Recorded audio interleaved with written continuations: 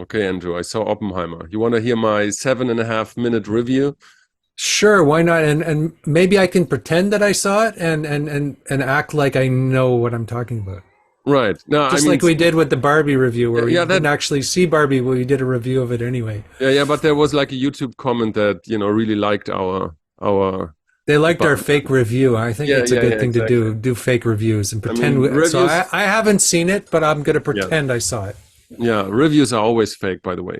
Okay, so, I felt like ass raped by Christopher Nolan. That's what I felt like. Who's Um, that? the director of Oppenheimer. Oh, I know. I know who. I knew who. Oh, sorry. Yeah, I'm supposed to pretend that I know what the fuck you're talking about.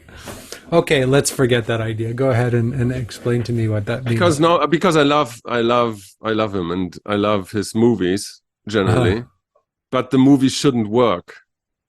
You know, the Uh-huh. movie in itself shouldn't work. It's like it's like a homage to Oliver Stone and the JFK movie, but Uh-huh. without all the excitement. But because he is so good in what he does, he can present, you know, mundane or not that exciting moments and present them as if they were like high spectacle. And in the end is that you're like sitting for nearly 3 hours and the time rushes by. But there's this lack of euphoria and spectacle that you normally have with the Oppenheimer movie. There's no spectacle. Even the famous Trinity bomb test is kind of meh, you know. But it's still so engaging because he knows what to do to create a scene, and it's like to set the scene or the camera or whatever. It's very weird. It's like he's operating on a completely new level now, similar like Tarantino now operates on a completely different level. So he's in a way he's transcended traditional filmmaking. And but the point is he doesn't even need exciting set pieces or moments like Inception, where gravity kind of is what's the word for this is with this revolving kind of hallway where have you seen that movie, Yeah, not Inception? for some time though, so I No, don't but there's the remember. set piece where the whole hallway is turning 30, 60 degree, and so the gravity is completely tilted and off, and that was an exciting set piece. It's or any movie like Interstellar, but Oppenheimer is not they are not big set pieces. Hmm. It's just there's no wonder that you have seeing this. There's no authentic euphoria, but still he creates it in a way that you can't. It's like in hypnosis. That's what it is. He puts a hypnosis onto you, and you're like spellbound. But it's a What I'm trick. hearing you say is that there's a contradiction between sort of the banality of the images and the way he presents them, or something like Right? that. Exactly. Right. Exactly. So he's not using a lot of incredible effects to create something. He's using ordinary images, but he's presenting them in a way that's kind of novel. Right. Because it's just people talking in the movie, basically, in a way that completely resembles and mirrors JFK from Oliver Stone. But in the case Uh, of Oliver Stone, there was like this kind of intrigue that, okay, so who shot JFK, right? yeah. So who is behind the conspiracy? Is there a conspiracy? And then you have all these weird kind of characters that, but you take all of that But away. the problem with Oliver Stone, even though he's a very good with the camera and he's very good with drama, he's a dramatist. The problem with him is he always gets sucked into some ideological story, right? That he needs to Right. present. Yeah. That the kind of it all often ruins it. It often feels like dogma or something. Right. It often ruins the idea of what he's trying to present because he had there's this dogmatic overlay in his films. That's what I find with him. Yeah. But I guess Nolan's a little different, right? He sort of does the opposite. He kind of he tries to create a sort of he's more like tries to create a mystery than a message in his films. I think in some Normally, ways, yes. Normally, this yes. film was more message heavy, or was it?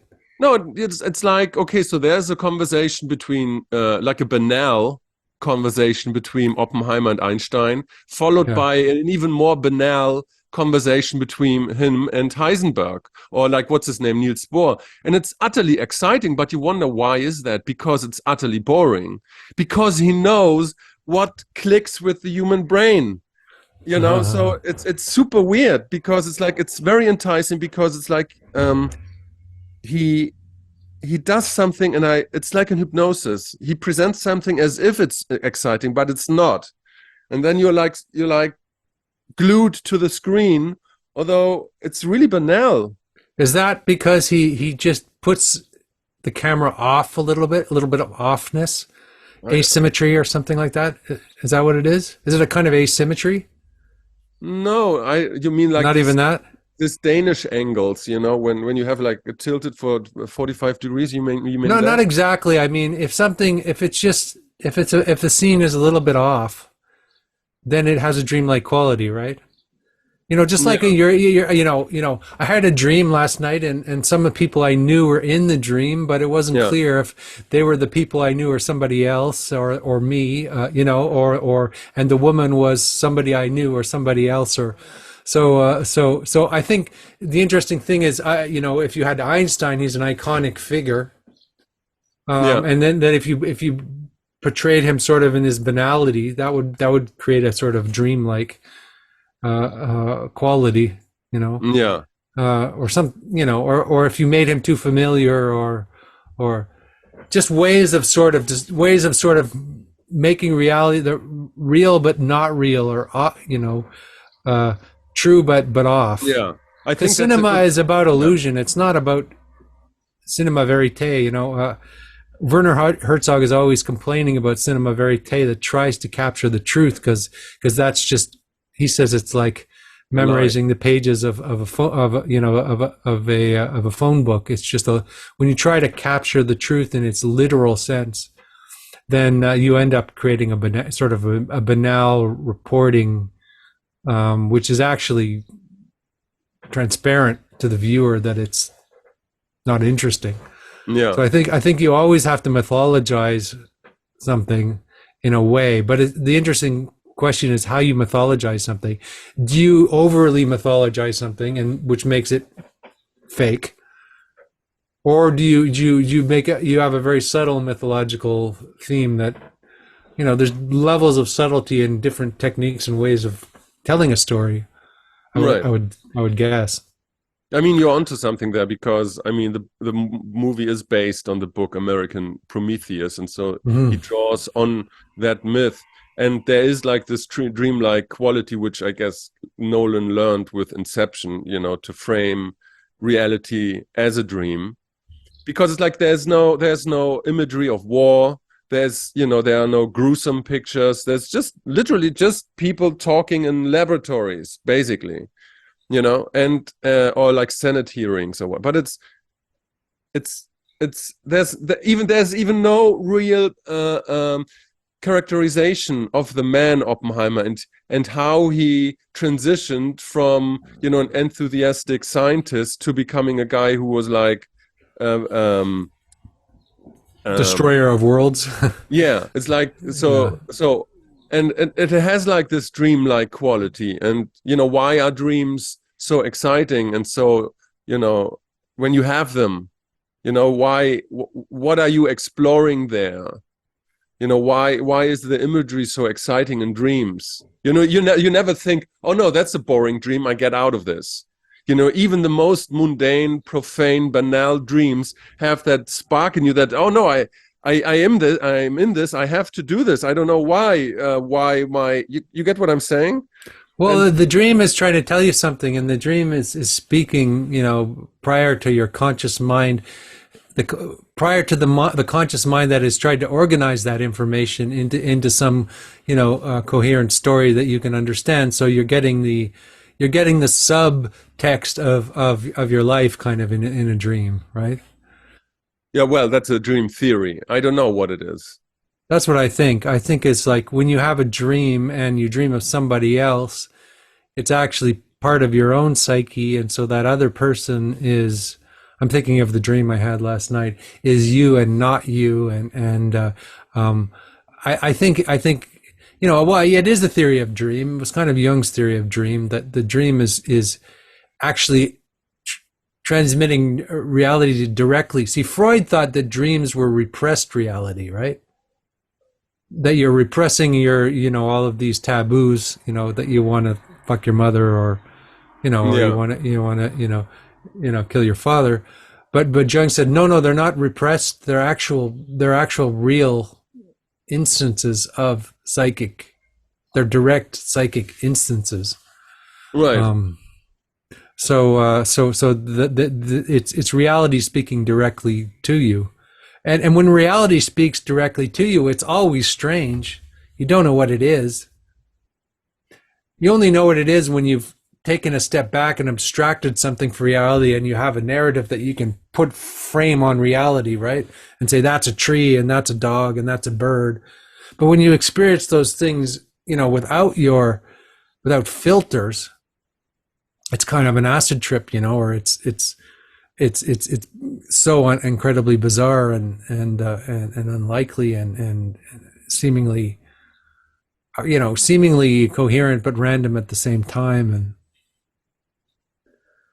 I was I thinking mean, about this. I was thinking about why tarot cards are so effective, and the reason is not because they have the perfect archetype or they're the perfect symbol of something. It's that they're a little bit off.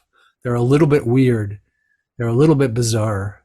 why not both? There's 3 legs in the table instead of 4, right? And the little humanoids, you're not sure if they're twins or beasts or man or animal. There's this in-betweenness, this bizarreness, this, and that is what's compelling always, because it contains missing information, and you have to fill in the information yourself. You're shocked by the strangeness of that image, which is at the familiar and at the same time alien. Yeah, but isn't that to put the cart before the horse? Because I mean, you have archetypes. They are always a little bit off. They are always known and unknown at the same time. Mm-hmm. And if something is like effective, as you say, in a dream or in a tarot card or in a movie or whatever, it's because it draws upon that which is known and which is not known, and the in-betweenness of these two things, the metaxy, in a Exactly. kind of sense. Mm-hmm. The And so, metaxy, but it is the archetype that is exerting this kind of push-pull, no? Sure, but we don't know. The point is, they're not like platonic models of some perfect thing. They're something that's transforming and there's a transmorphigation. I don't know. I'm looking for that word.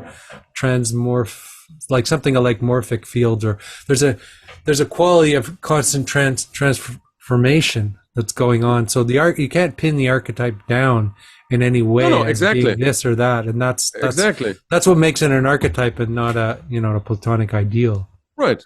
Sure. Yeah.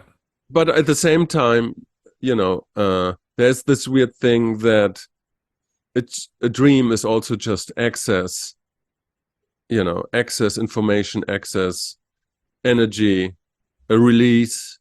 It's like, yeah, there's this thing that it has information about your neurosis, your affects, whatever, the unresolved trauma or your wishes, desires, whatnot. But then on the other hand, it's just access information that has to go. So it's a form of release. Yeah, sure, of course. So Release of excess information, but it's also, we need that release because we suffer of something that is unexpressed or not understood by our conscious mind. So we push that down, and then something comes out, right? That's how I see it. Because I think that if your mind was completely, if you were hypothetically fully enlightened, you wouldn't need this dream information. I But don't believe. No, I don't think that's right. No, mhm. I think Well, that. I it's you mean, just have to you just I have to think read the accounts of enlightened people, and they I don't always believe those. express the fact that they stop having they stop knowing the difference between sleep and a waking state. Everybody dreams, even enlightened people. Well, I'm not enlightened, so I don't know. Maybe you're enlightened, so you know. No, I'm dreaming, but I think everybody dreams. You know, even why that makes no sense to me.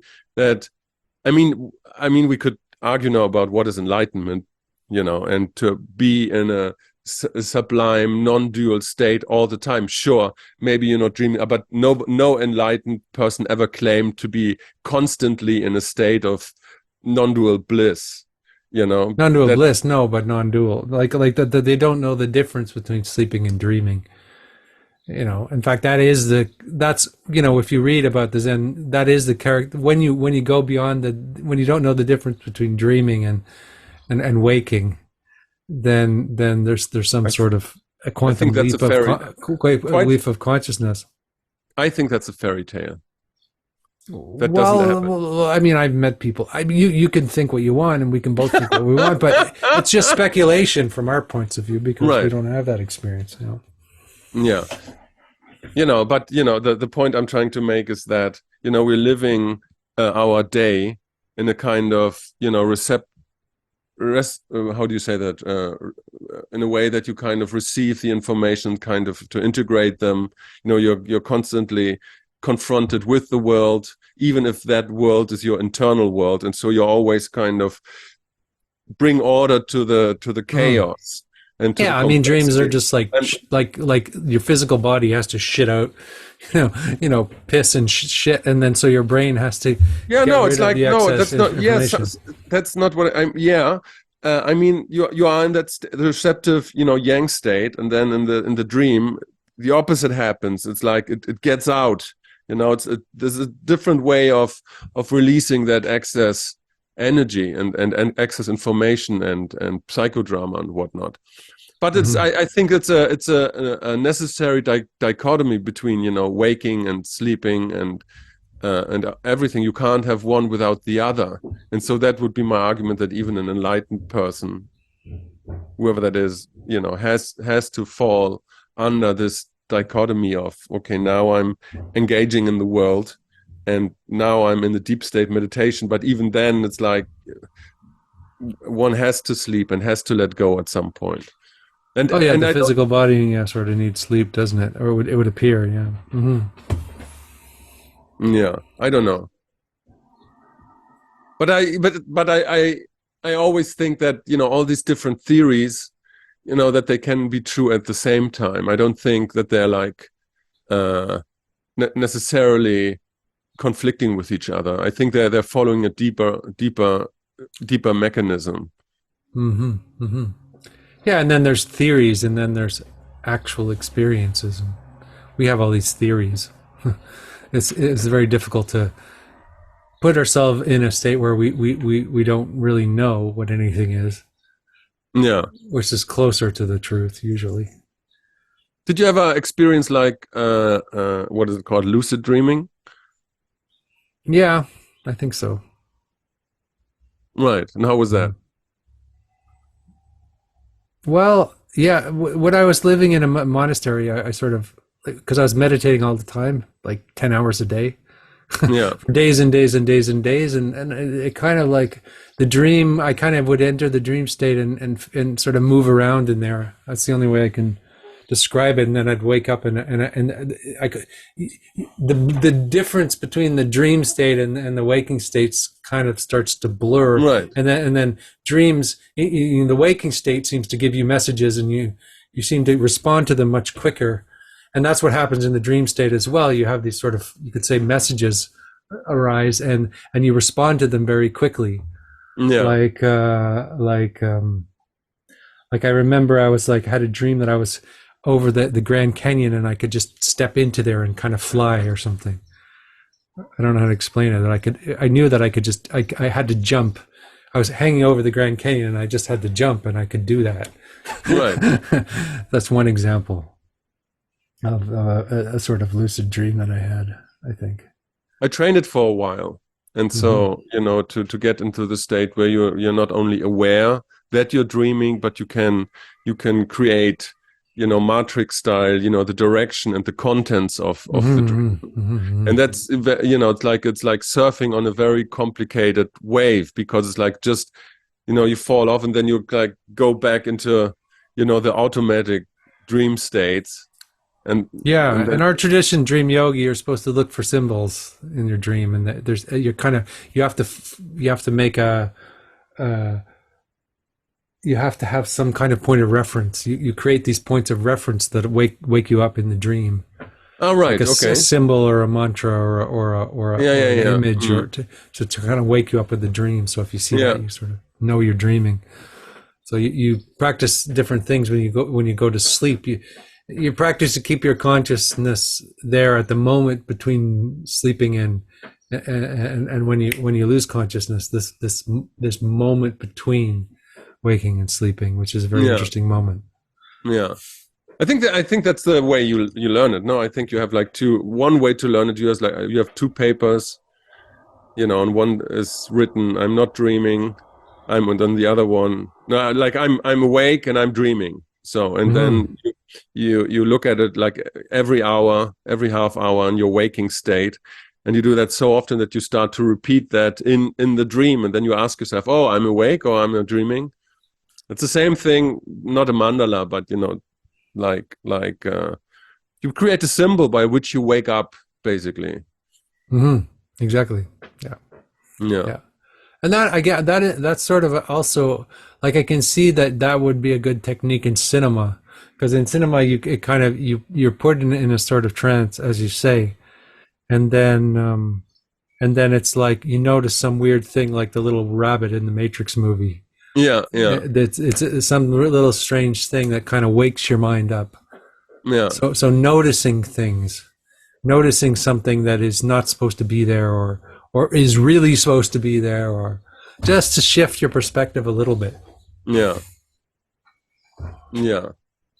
I don't know. I would like to go back, because I mean, I didn't mean that that enlightenment is not possible, but I think, like, if you look at, I think that they're still confounded or confined by biology as well. And I think dreaming is also, a biological state. You can't transcend biology just to a certain degree.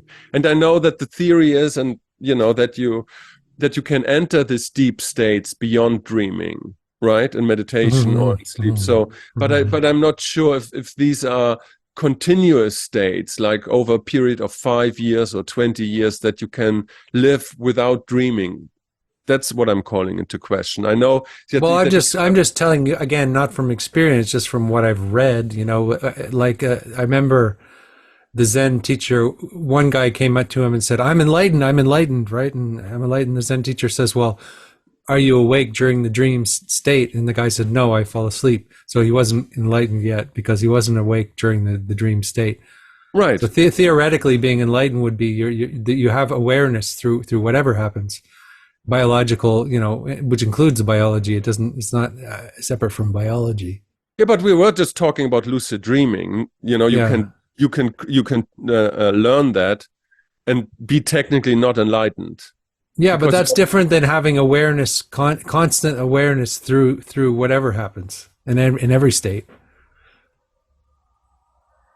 I mean, that's what I've heard it described as being. Again, Tom, I'm not talking from personal experience. I'm just talking about what I've read about. I know. So I'm an idiot. I have no idea. Maybe these are just theories, and maybe it's impossible. I don't know. No, but let's talk about it, because we have to talk about something. So, because I mean, I think that is partially possible. Okay. That's what I believe. Not fully possible. I don't think there's any person who has that awareness for continuous 20 years. I think it's a very rare occurrence. That's Like my how feel. rare? Like one freak maybe in Well, all of human history. no. I think that there's a few out there who have attained that, but very few. Like how I few? think I've met a couple, but you know, you You don't have have to. met a couple. I think I've met a couple people who I think have gone through that. One, That's not you no know, no no. That's not what I mean to have gone who have through. described that experience to me, and then I had no reason to not believe that what they were saying was true. So you have let me understand that. So you have met a couple of people who are in a constant state of such a deep awareness that they are always on Yeah, top and beyond dreaming. yeah. I All think Traktum Kepa. I don't know if you know who he is. There's no doubt in my mind that he's like that all the time. That he's always awake. That he doesn't like. He's like there's no just the way he is. You just. I mean, that's my impression of him when I met him. I probably shouldn't speak on that because people might think I'm crazy or something. But I don't. I think there's like I think that's and a couple of people of his students who spent their lifetime in retreat working on these things and then came to some kind of understanding and realization after spending 10 years in the forest doing this shit. I know. But they don't. They're not ordinary people who go out in the world and talk on podcasts. I mean, They're people. maybe I'm too pragmatic because I mean I know the theory and it sounds nice, right? And it's like, yeah, sure, you want to be in that non-dual state beyond causality, you know, where you're just in this constant state of bliss and you're aware. No, not a constant state of bliss. I never said any of those. Because awareness is different than bliss. Bliss is still No, well, they a go state. hand in hand. They go hand in hand. No, Well, they should. because bliss isn't still an experience, a spiritual state. Awareness is a neutral sort of state. It doesn't have. There's bliss, and then there's, doesn't mean the person is just sort of blissed out in any stupid, ridiculous. No, that's not what I'm out. talking about. I'm not talking about that. But bliss is still another subtle state of I am or whatever, but beyond I am. The I amness is the last illusion, right? Where there's some sort of identity attached. And then beyond the I amness, the I amness is this state of constant awareness. This is how it's always described, perennial, by all the Advaita teachers and the Zen teachers that there's this state beyond identification with content. Sure. If you don't believe that is just a question of beliefs and opinions, but. No, but let me phrase my argument, because I would think, yes, I know the theory, but to look at this phenomenon and to know, because we all know we have at least some experience how psyche and spirituality works, right? And yes, I can imagine there are phases from these extraordinary people where they have this heightened awareness. But not phases, no. No, but let me talk. Constant state. Andrew, let me explain what I'm saying. What I mean is that I believe that there are phases. I believe, right? So that these people have phases of heightened awareness where they're coming and have this awareness of dreams and or can transcend the dream state. But to have that continuously for 20 years, that makes, from a pragmatic sense, that makes no sense. That is impossible. It's my belief. That's a pragmatic sense. It's like, I think life is more like a wave. It's like sometimes, because life is not like this. Life always finds ways to fuck you up. And if it's the death of your daughter, it's like, okay, so I'm supposed to not be, grieving about that. I'm transcending this experience as well. It's like, no. And so because that's all included in the thing. Like if the whole point is that everything that well, it's interesting you say the death of the daughter, because the person I was speaking of, his daughter was shot at a gang war, and and it's not that there was no that the grieving was not there, but there was no identification with the person who was grieving. That's the idea, Right. anyway. That's the idea. It's just the identification falls away with whatever experience. So there's no phase. It's not with blissful experiences. Experience of suffering doesn't matter. Again, I hate talking about this shit actually because I don't have that experience. So I hate talking from an experience that I don't have. It's just spiritual gossip, things that I've read in books and and people who I've met. And No, but it's important because we orient ourselves on these stories. True enough. So, but there's a hesitancy of speaking about it when it's not something I understand. Like we started talking about breasts, About what? about tits and Did we? and ass. If we started talking about that, then I'd be fine because I know what those things are. I don't know. I mean, to stay with this, with breasts or with grief. I mean, how can you grieve if you transcended I amness? I don't know. Why would you grieve? They're just some things. Well, does a tree have I amness? Does a storm have I amness?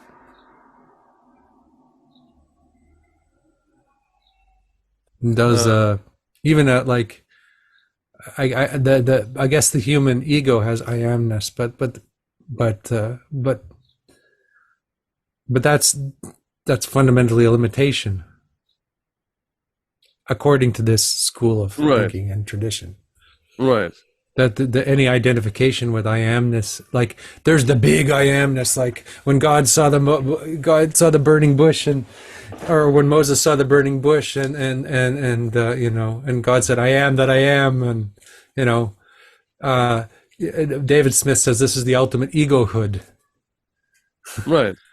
I am the great enlightened one, but that's like, and then the Zen would say that's bullshit. Just chopping wood and carrying water and yeah, sure. Mm-hmm. And tits and no, I get no, yes, but I mean, it's what I think that it's really hard to talk from my point of view to talk about these things in an educated way. There's a language issue, at least from my side, to try to express that in English, and then we're using different kind of reference systems because I'm not that, I'm coming from a different angle at this point, and I'm just, I'm always have this kind of pragmatic and Occam's razor perspective also in my head, which says, okay, so what is more likely?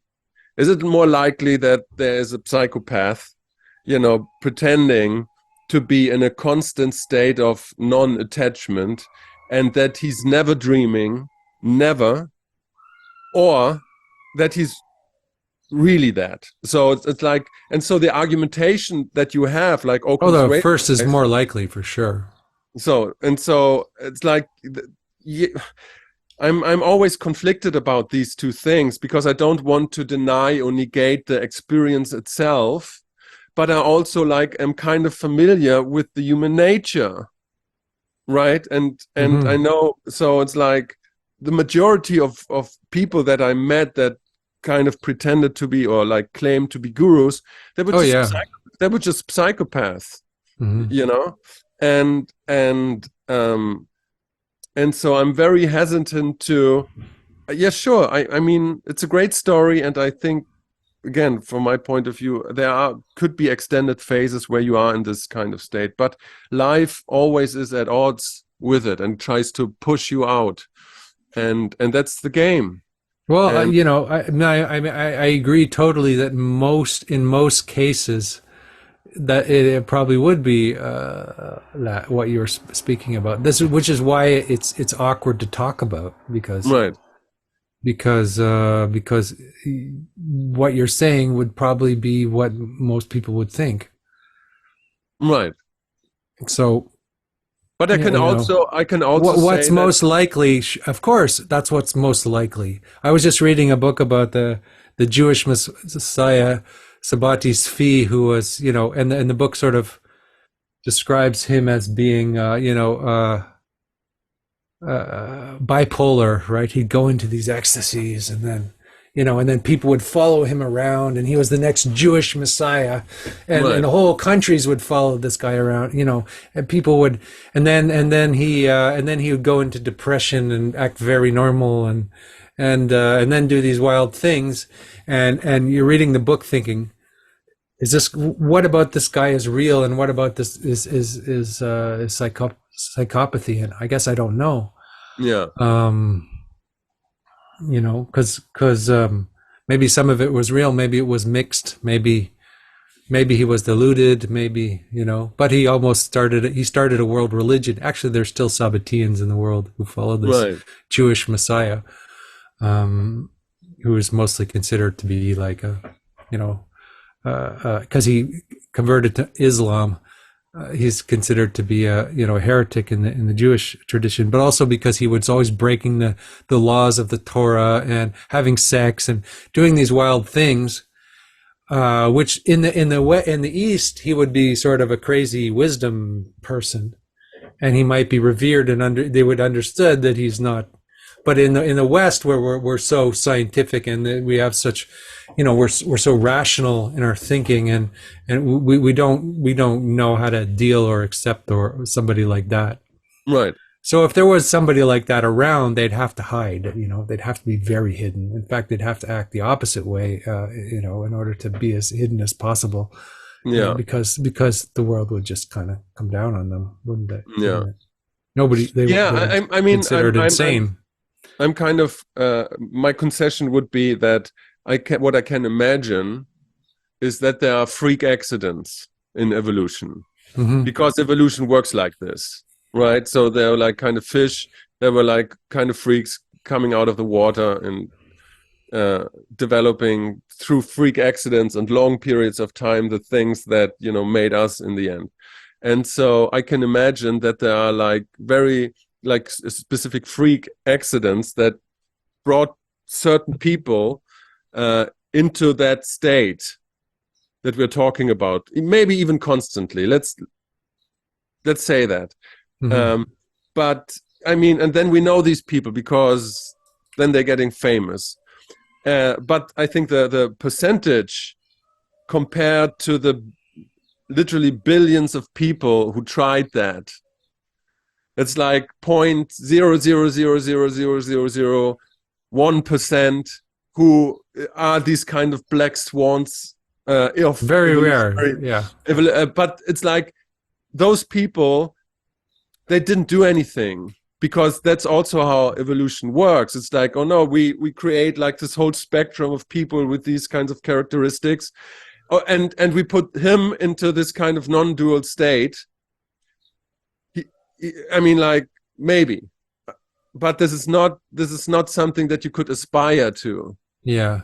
Well, there's stories of people in India, I think they're called the Avahoots or something, and they behaved in every way like schizophrenics, except that apparently they were enlightened. So the question becomes were they schizophrenics or were they enlightened? They would act really weird. People would feed them and stuff, because in India they kind of believed in people like that, right? They believed in the wise, holy. But you had that in Europe as well, that the people who were like mentally or physically impaired in some way were always kind of considered, or sometimes in lots of cases were considered like to be holy people. Yeah, well, so were they holy people, or in some manner or another, or and what's the difference between mental illness and let's say some kind of advanced enlightened state? I mean, I think today everybody would say it's just mental illness. That's what everybody would say. But maybe everybody's wrong. Like, how do I know? No, I completely agree with you. Completely. Yeah, so maybe these people are different than schizophrenics. They're not schizophrenic.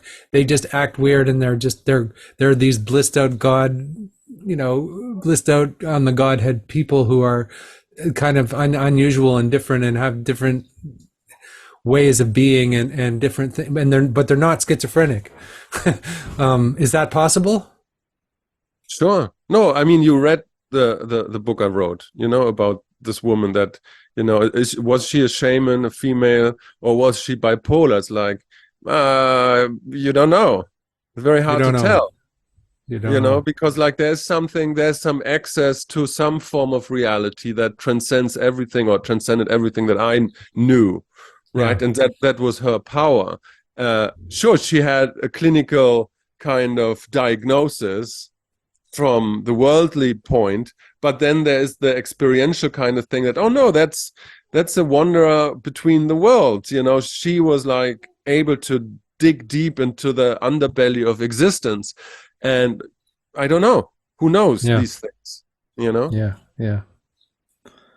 Um, well, we were speaking with these monks or something when I was at Maple, this Zen monastery, and run by this Zen master called Suryo, and all these monks are running around. They're trying to create an AI called a cyborg.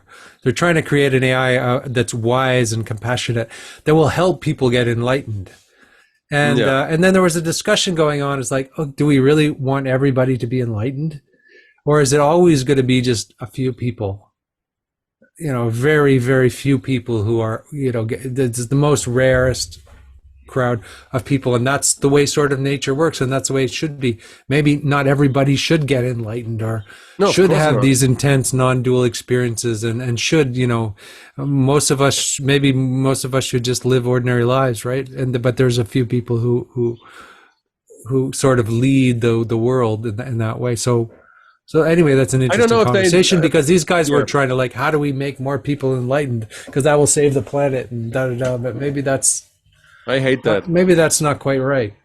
I hate that, because it shits in the face of existence. It doesn't work like this, because again, life is always more complex, and the moment you find the order, or it's like in daily life or in societal life or in life itself, it's like the moment you put a frame of order around everything, what always happens is existence showing you that you're wrong, and then that the tower will fall. I mean, you're like this. Mm-hmm. So it's like there's no way that the universe will implode and another one will arise.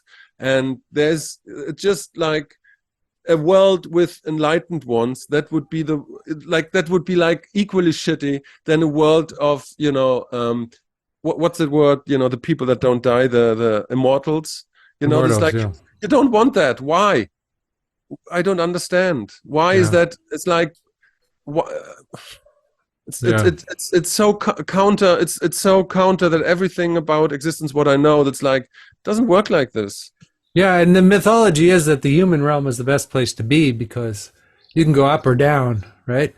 You can learn to fly practically, right? And you could go right down into hell and create wars, and so we have this possibility of going up and down in the human realm. But if you're stuck in the God realm, drinking ambrosia and everything is pleasurable and perfect, and when you suffer, it's going to be really bad, because you're going to have to lose everything and fall down the wheel into the lower realms. Anyway, that's kind of the mythology. So that the Jews say that also too. It's like, this is the best place to be. We don't want to be in the afterlife. We don't want to be in the God realms. We don't want to be we want to be here. This is the place to be. I kind of exactly. And I think that's absolutely right, because I'm thinking in the last months always like about excess stories that we tell ourselves, excess energies that we have in our mind, about this, where we are. But in the end, it's like, either you are a freak, a freak accident of nature, putting you on the top of the apex of the, the pyramid of music or enlightenment or, writing or, tennis, whatnot, or you aren't. Either you get there effortlessly or you don't. And so you have a natural place in the pyramid of things. And that doesn't mean so it's like, and so then when we're telling us the stories, okay, you have to meditate, and because no, don't meditate, don't do that, don't do what is not easy to you. Do what's easy, what's coming easy to Oh you. no, And don't do what's easy to you. That would be terrible. what's But effortlessly, I mean. no, Do what. no. Do what you have to put effort. I mean, you've written books. There's effort there, but But on the other hand, that's a meaningful engagement for you, right? No, I wouldn't. No, If we're effortless, then we kind of like degrade. Like no, I that's not. think. But no, we're talking about different things now. Okay, well, so what's the difference? Because when you say we just be effortless, it's kind of like this Joseph Campbell quote, "Follow your bliss," and then Joseph said, "No, that's not right. Follow your blisters," you know. Yes, for me, it was always easy to write books, although it was very painful. It was Painful, yeah. Yeah, but it was effortless, to integrate the pain and to do it anyhow and to write 10, 12 books. It was Okay, effort. So it was effortless, but it was painful, right? It was both, but it was something that came naturally and easy to me. I didn't had to do any convincing, or I never struggled with the thing itself. Yeah, it was painful, but I never put into question what I wanted to do, and that's what I mean with effortless.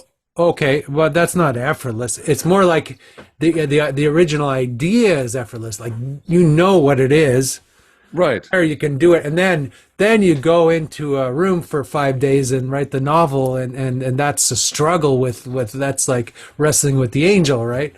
Right. I mean, when you have to do that second step, right? I know this because of songwriting, right? Right. When you write a song, you have a great idea and you're like, whoa, that's beautiful. This is something beautiful. But if you don't follow through and do the effort and the work, it'll never become anything at all.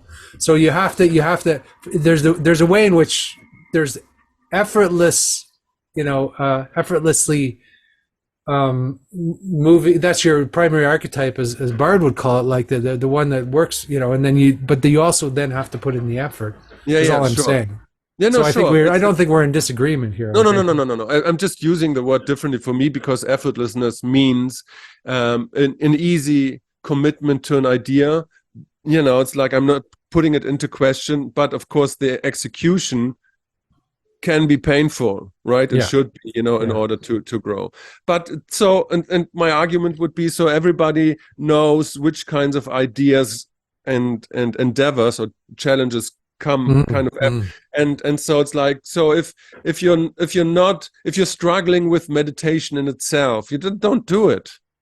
Yeah, if you're not drawn toward meditation, and it's not a, yeah, I agree with that now. I didn't agree with that before. I thought if more people meditated, the world would be a better place, or people would become more conscious, and that we need to sort of proselytize meditation. But I think that's wrong in the end. Actually, I think you're right. I think it's more like, and also, even when if I've tried to suggest to people who I'm mentoring, do meditation or something, they never do it.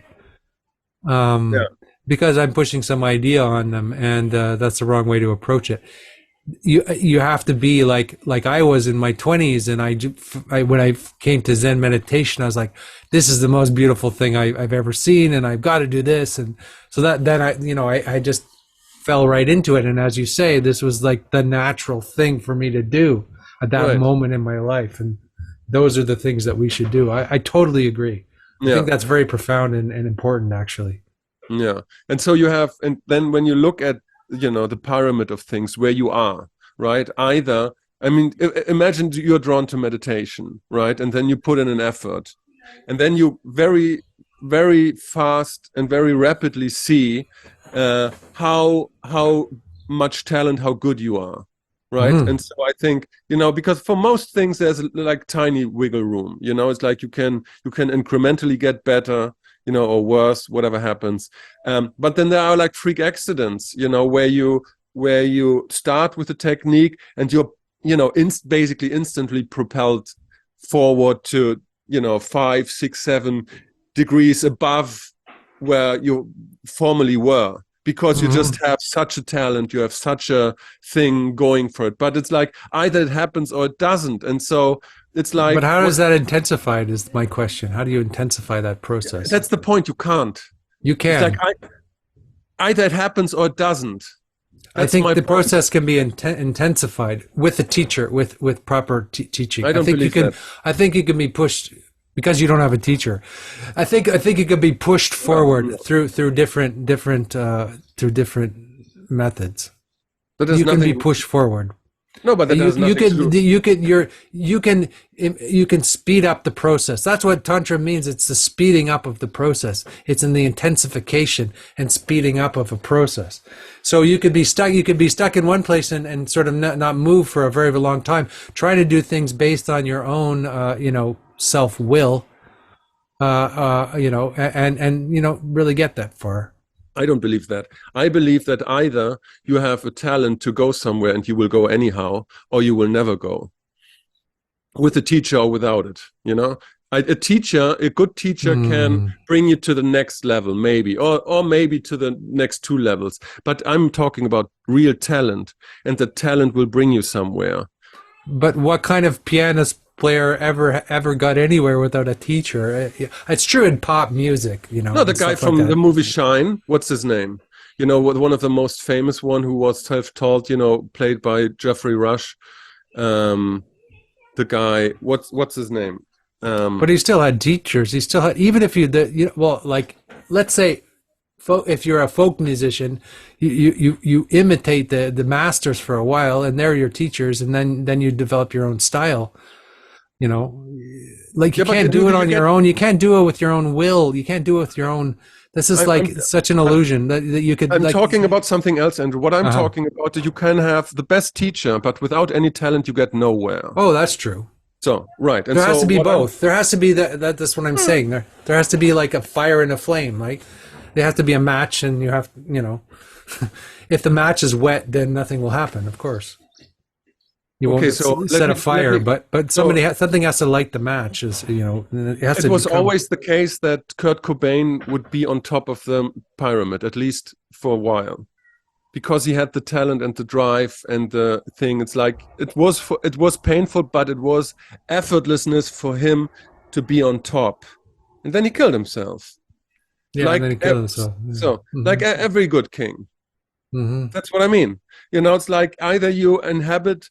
You are naturally drawn to the level on the pyramid where you're supposed to be, and I think that's a big lesson that life can give you, that you kind of learn to know who you are and where your place is, and because it's also that what you said basically like 10 minutes ago. And yes, a teacher can push you a while, but you will still inhabit a certain place that is adaptive to your talent and your way of comporting yourself in the world. And if you're somebody like Kurt Cobain, you get on top it's like, yes, easily, right? Well, I mean, Kurt Cobain is not a model of how one should be by any stretch of the imagination. But we're talking about archetypes here, Yeah. I think if you're supposed. Well, I wonder if, like, hypothetically, you can't be hypothetically, but I wonder if Kirk does this suicidal, what do you call it, Promethean impulse, right? Take the fire of the gods and run with it, always leads to suicide. But there's another way to do it, which is let's say, like, I remember Leonard Cohen had said that, if I had only been able to hang out with Kurt and have a drink and have a good conversation with him, I could have saved him because he would have had an elder. He would have joined the lineage instead of burning out in his youth. This is the mistake of American sort of messianic Protestantism, is like you burn out in your youth. Like all of them do that, and it is a natural process. But there's another way, and that is like there's another stage that you can get to, which is much more mature, I think. Yeah, but for another archetype, but not for that particular one. Well, I mean, that's my whole argument. That's my whole argument, that you can't, that we are under this illusion that we can wrestle with fate. We can't.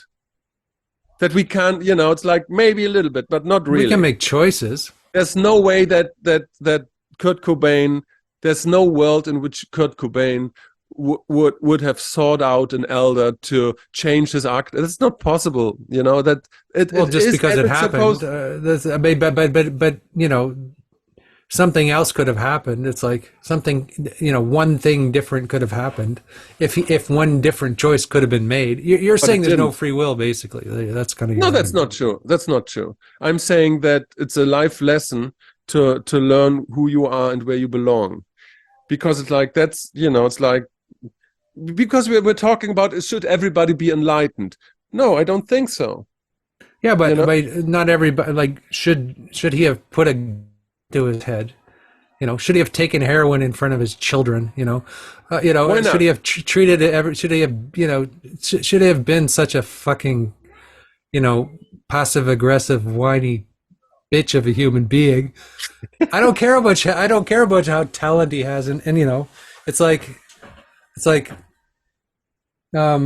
yes, he sort of brought some. He sort of tapped into the archetype and brought some of the rage of that and darkness of that era, you know, into our view. But but there's people you know, I would say that. I mean, of course, he couldn't have been anybody other than he could have been, and that was his entire karmic, you know, path. But is that what we're? I don't know. I think there is a choice and a change and a kind of a different way of being that we could aspire to.